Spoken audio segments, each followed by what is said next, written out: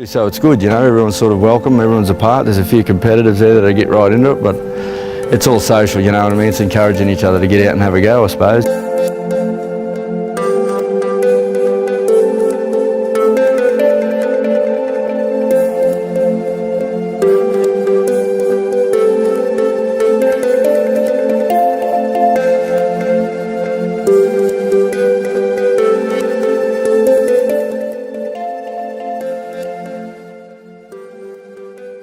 Hi, my name's Paul Scott. I play street soccer.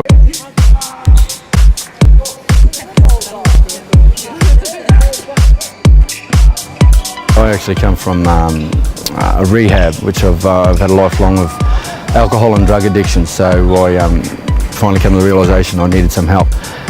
In that, I've learned to discover street soccer, which are not so.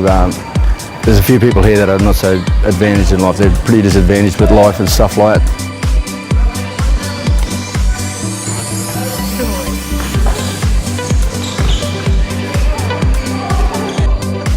It's not necessarily about, you know, coming down and kicking the ball around and stuff like that. It's just engaging, getting the people to engage.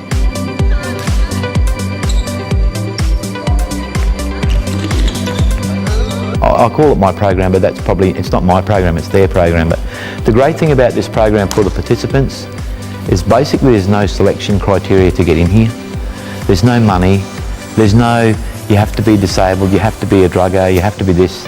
Anybody can come down. And the one thing that I really would like to change is a stigma that it's a soccer program where you have to be an athlete to play.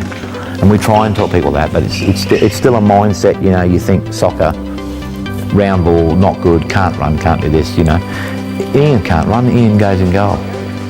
So, you know, there's something for everybody, and, you know, the people down here are good enough to let somebody else have a kick. So.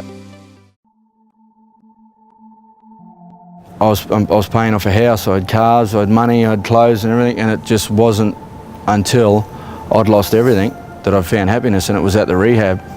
That was when I realised that I did need help. I don't mind talking about this now because I'm growing through the rehab, but my whole family, everybody sort of, I turned away from everyone because of my addiction. I didn't want to face my family, and yet I still managed to hurt them even though I wasn't around them. Just the greed, like the self-centeredness, the greed I had for my addiction, you know. I was earning good money, I lost my job because of my addiction. Then I had no income to pay the house payments, and it led me to crime, to support my habit, to help pay for house payments. It just spiraled right out of control without me realising.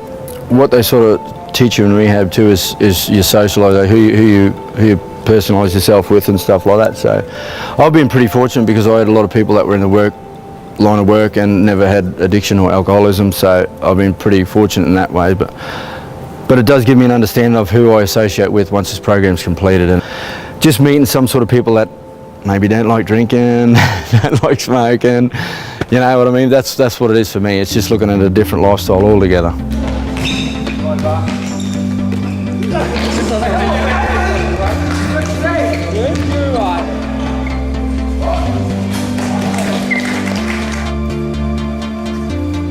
We put on a feed here for them, but they're amongst other people that are like themselves, that aren't here to judge. They're not a government worker or anything like that making promises. They can just forget about all their troubles. They can come down here, talk to other people. They've met other people on their journeys, you know, and they can just be themselves here, which is a good thing.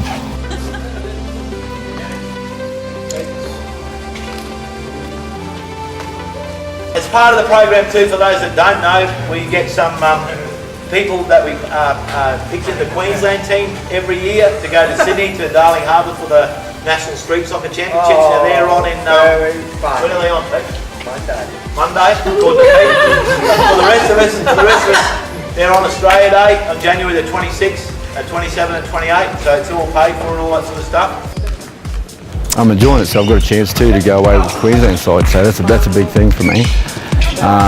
Being I've never participated in anything like that before. For me, myself, like having nothing these days and just getting by with the bare necessities is affording to have enough to pay me way, happier than I've ever been.